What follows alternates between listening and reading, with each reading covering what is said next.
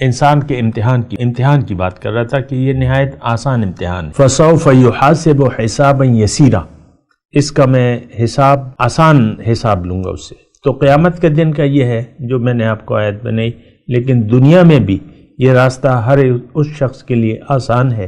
فَسَنُيَسِّرُهُ لِلْيُسْرَى، اللہ تعالیٰ نے فرمایا کہ میں اس کے لیے آسان راستہ مزید آسان کر دوں گا. پھر اللہ تعالیٰ یہ فرماتا ہے، دیکھیں اللہ کی بھی، میں تو اللہ ہی کی بات کر رہا ہوں.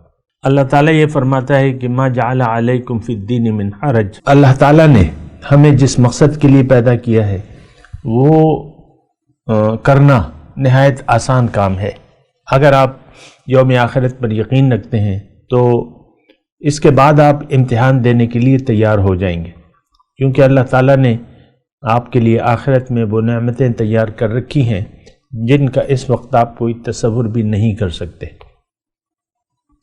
لیکن اگر آپ ایمان بالآخرت نہیں رکھتے تو پھر آپ جو ہے یوم آخرت کو بھلا کے زندگی گزاریں گے، اور وہ زندگی جو ہے وہ خواہشات نفسانی کے عین مطابق ہوگی.